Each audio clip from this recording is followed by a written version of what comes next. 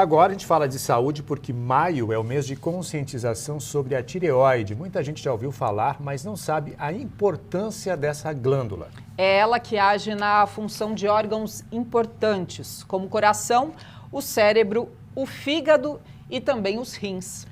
Para explicar melhor para a gente como ela funciona, a gente vai falar agora, bater um papo pela internet com a endocrinologista Rosália Padovani. Boa tarde, doutora. Boa tarde, doutora. Olá, tudo bem com vocês? Tudo bem, Dino, Cris? Boa tarde. Quais são as principais causas apuradas aí de problemas na tireoide? Antes da gente falar das principais causas, eu vou só fazer uma separação aqui para vocês conseguirem entender, porque a tireoide ela tem tanto problemas que levam a alterações da função tireoidiana, quanto problemas que levam a alteração da estrutura tireoidiana, que seriam, por exemplo, os nódulos e o câncer, né? Então, em relação à função tireoidiana, as doenças mais comuns são o hipertireoidismo e o hipotireoidismo, né? Que alteram a função da glândula, fazendo com que ela produza ou muito hormônio em excesso ou pouco hormônio. Então, daria a falta de hormônio tireoidiano. Tanto para o hipertireoidismo quanto para o hipotireoidismo, a causa mais comum seria a causa autoimune.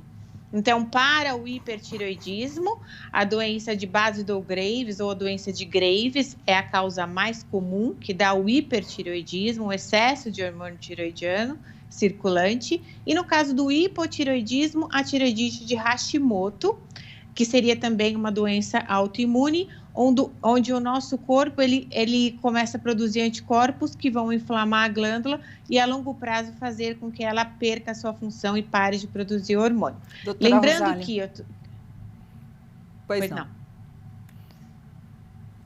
Eu só queria fazer uma ressalva que a tireoidite de Hashimoto ela é a mais comum em áreas que tem onde não há deficiência de iodo, né? Porque hoje em dia, felizmente, graças ao programa do governo de iodação do sal, então nós temos muito poucas áreas no país que têm deficiência de iodo. Em áreas onde existe deficiência de iodo, a deficiência de iodo é a principal causa de hipotireoidismo e não a causa autoimune.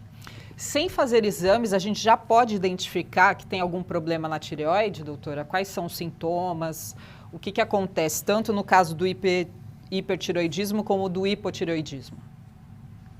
Então, em ambos os casos, o diagnóstico ele é clínico e laboratorial. Então, o que é o diagnóstico clínico, né? A gente sempre diz que a clínica ela é soberana. Quando o paciente apresenta sinais e sintomas. No caso do hipertireoidismo, o paciente normalmente se apresenta agitado, com insônia, pode apresentar episódios de diarreia, intolerância ao calor, porque por conta do excesso de hormônio tireoidiano, o metabolismo está trabalhando de forma mais acelerada, mais rápido, né? Às vezes tem queixa de insônia, pode evoluir em casos mais graves para uma psicose do hipertireoidismo. E no caso do hipotireoidismo, que seria o oposto, então o metabolismo está trabalhando mais lentamente. Então o paciente se queixa de cansaço, fadiga, sonolência, o hábito intestinal, o paciente fica mais obstipado, a pele fica ressecada, cabelos podem cair e tem uma intolerância ao frio. Então, diferente do hipertireoidismo, no caso do hipo, o metabolismo está mais lento. Então, o paciente sente mais frio. De que Isso maneira, são alguns, né, dos de que sinais e maneira sintomas. essas alterações na tireoide, elas afetam o funcionamento de todo o organismo? Bom, o que eu sempre falo que eu gosto muito da tireoide, porque ela é uma glândula pequenininha e que produz um hormônio que ele é tão vital, ele é muito importante porque, de certa forma, ele controla o nosso metabolismo como um todo. Então, o hormônio tireoidiano, ele age em todos os tecidos e órgãos do nosso organismo. Então, como se ele mantivesse a harmonia para que a gente pudesse estar bem. Então, ele mexe no coração, na fertilidade, na ovulação, no metabolismo em si. Então, se a gente está com mais calor, menos calor, queimando mais gordura, menos gordura. Então, age como um todo. Por isso que é tão importante, é um hormônio considerado vital. Sem ele, a gente não vive. Doutora, rapidamente para a gente encerrar, a senhora falou sobre a análise clínica, né? Que tipos de exames ajudariam a diagnosticar problemas na tireoide e de quando em quando fazer esses exames?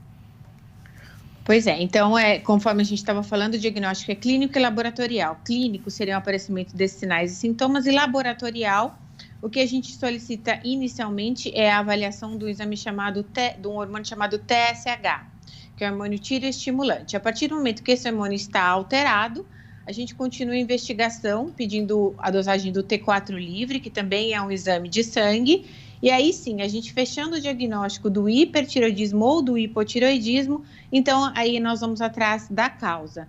Então, muitas vezes pedimos ou a dosagem de anticorpo específico e, em alguns casos, a avaliação com ultrassom da região cervical, né, que é no ultrassom de tireoide. A glândula é localizada na região cervical, na região do pescoço, bem na parte anterior. Então, o ultrassom ele é um excelente exame para avaliação dessa glândula. Uma vez por ano a gente faz esse exame, de quando em quando? Na verdade, esse exame ele é recomendado quando existe sinais ou sintomas de um dos dois problemas que eu citei anteriormente. Tá certo, doutora, eu agradeço. Desculpe, a gente precisa encerrar. Agradeço muito a sua participação aqui no Diário TV, viu? Eu é que agradeço. Obrigado pelas dicas, Obrigada a vocês. pelas orientações. Boa tarde.